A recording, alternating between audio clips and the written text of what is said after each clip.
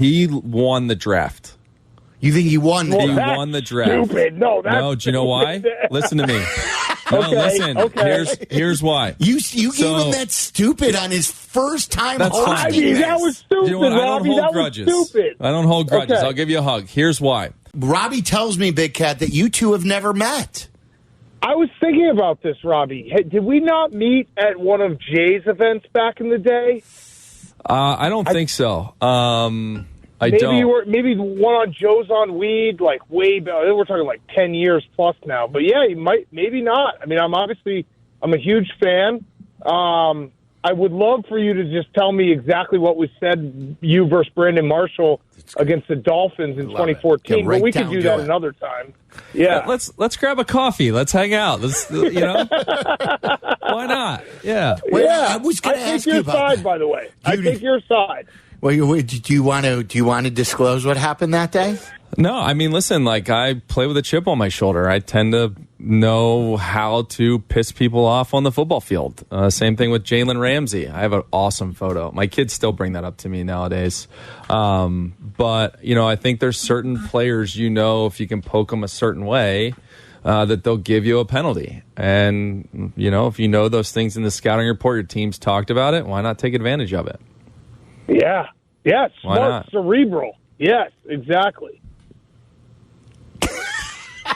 You want the dirt. I know. You want the dirt. I know. It's fine. You know what? It's fine. Yes. It's fine. We're going to get some coffee and we'll talk listen, about it. This And by is the just way, a first date for me and you. You know what I mean? Yeah. Like, we'll get there. We'll get there. Agreed. And by the way, the start of this, Silvy's just telling on himself because the algorithm does tell no lies. He's just obsessed with me. That's why he's getting in the algorithm all the time. Listen, he follows 5 people. You're just the top of the list. Well, it's you, Cutler, maybe me at the bottom.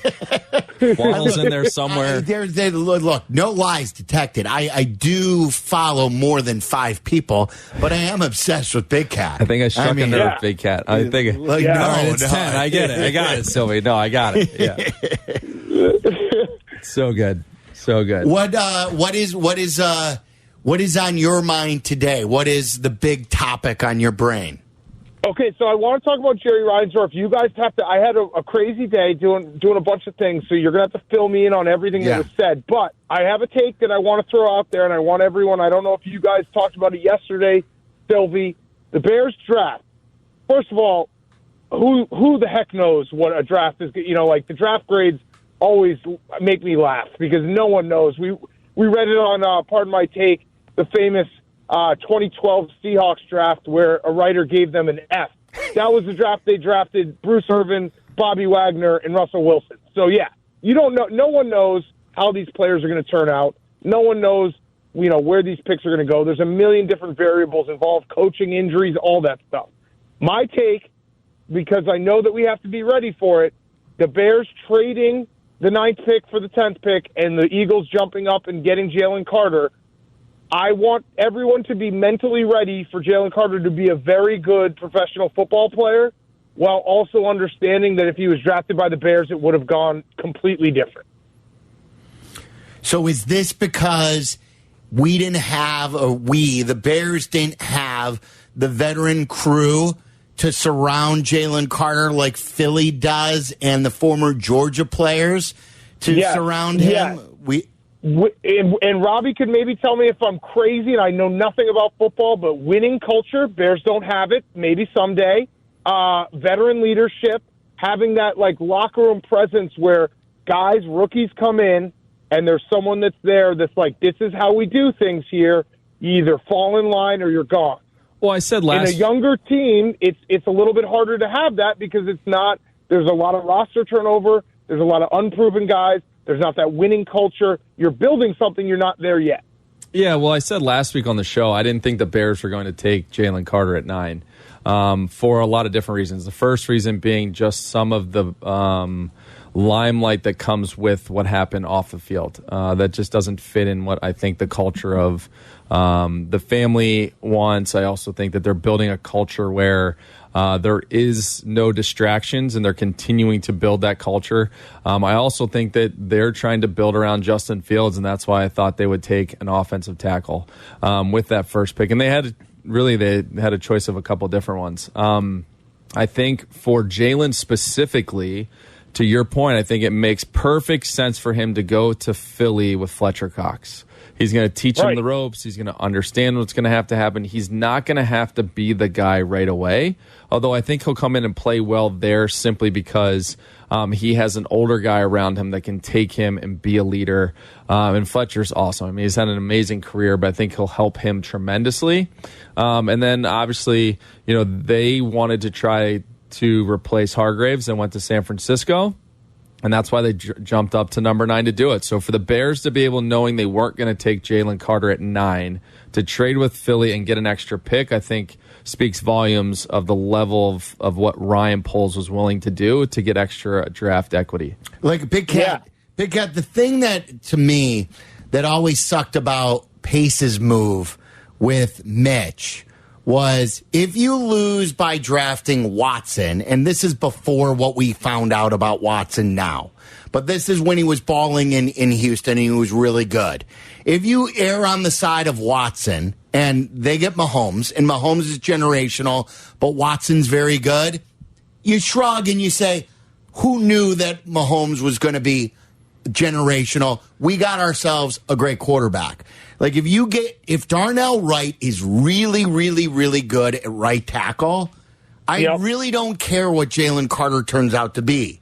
For Do you sure. know what I mean? Like if you err on that side, but if Darnell Wright sucks and Jalen Carter is really good, then that changes the narrative. You can't Mitch this thing. Do you know what I mean? Yeah, but look at their first two picks, Barstool, right? I mean, literally, they went offensive lineman first, and they went and got a guy, if you listen to Ann Cunningham about Jalen Carter, that didn't fit the Hits principles, and got that guy who's fast, athletic, physically talented in the second round. So they really made out because they got two really good prospects in the first two picks.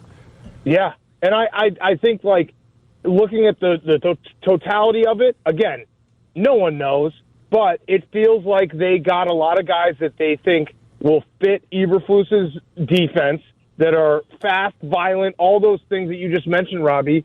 And I don't know. I mean, it's just this is what we were building towards, getting as many swings at the plate as you can possibly get and having a ton of roster turnover that even if, 30% of them hit to be, long-time starters, that's an incredible draft. All right, so anything else on the Bears draft? And then I want to play you some of the Jerry Reinsdorf stuff. I feel good. I feel strong. I feel ready. Did you guys give an official grade? My grade was A+. Me too. Yes. Yeah, so A+. So it's an A+. I don't like to give out the plus. I just gave them an A, like standard A for me. And why A's, just out of curiosity? How do you guys do we were talking earlier about grading movies. I would love to know how you guys... It's obvious. We do letter systems for some football, some guys are blessed with the personnel gene where you can evaluate and you just see it and you can't explain it, and others aren't. Yeah, so I'll go. You know what? You didn't tell me, your conversation with B. Marsh. I'll tell you my draft expertise and kind of inside my brain. So I look at the draft board. If the Bears drafted him, I say A+. And if anyone else drafted him, I say F. So that's how I'd usually grade my drafts. Is it only based on whether they like Barstool or not? No, that's fine. Listen, that's fine. Although I know Will Levis is a fan of Pardon My Take, so I did go soft on him. But you know what? If you admit your biases before, what are people going to say? You're biased? Yeah, I told you that before you said that to me. Listen, I think he won the draft. You think he won? Well, he won the draft. Stupid. No, do you know why? Listen to me. No, listen. Okay. Here's why. You gave him that stupid on his first time hosting. I mean, that was stupid, you know what? Robbie. That was stupid. I don't hold grudges. Okay. I'll give you a hug. Here's why. He's going to a place where Tannehill's probably going to be gone within a year. So he's either going to play immediately, depending on if they trade him or not. And obviously, what they've seen from Malik, they don't like. So he's going to be the guy. Not only does, he lose a little bit of money from the first round, but if he were to stay in the first round, they would have had to pick up his fifth-year option and then could have potentially, this hasn't happened yet, but potentially franchise him twice, which makes him into year 6 and 7 of his contract. He now gets to go to free agency. So if he plays well, after his 4th year, he's getting paid as opposed to his 6th or 7th year or 5th year for that matter. So like to me, Jalen Hurts. To me, he won because he will get to a contract faster than the rest in this draft. Okay, counterpoint, good points. Counterpoint, someone in his life told him he was going to make $30 million guaranteed on draft night, and all he had to do was sit in a chair for, 25, 30 minutes. It ended up that he had to sit in that chair for 4 hours while the world watched him lose $30 million. Yeah, but listen, that is the price that unfortunately you pay for going to the draft. And ultimately, you have to have your representatives give you that information to make an educated decision. I think he thought he was going to go as one of the top picks. And for some reason, he fell out of the first round. But for me, that's every year there's that story. Unfortunately, he was that story this year, but I can't tell you why he fell out of the first round. I have no idea. I know the guy has awesome arm talent. He was coached by Rich Scangarello, who's an NFL offensive coordinator for the Denver Broncos. The guy's got some really good background to come into the National Football League and have success. So to me, it happens. Yeah, it sucks, but we've all been there. We've got embarrassed over something, and unfortunately, that was his night on national TV. I will meet you halfway. When you're drafted in the second round, you are no longer considered in the realm of bust. Like, he can't be a bust because he's a second-round pick. You know what I mean? So there is some pressure off that, whereas, like, Anthony Richardson, there's a lot of pressure on him because he's a raw, talented guy, but, like, didn't show it all in college. And with the 4th overall pick, that's a lot. A lot of pressure. How much PDA do you guys want in that moment? If you're there, if you're him, and your girlfriend and sister and mom are there, how much public displays of affection are you guys wanting in that moment? Okay, so I was thinking about this. If you are going to go to the draft and there's any doubt that maybe you're going to slide, I think you need to bring a bag of a book, a Game Boy, like start doing push-ups, because you could spin this. Like, if they flash to Will Levis in, like, the 20th pick and he's reading a book, that's funny.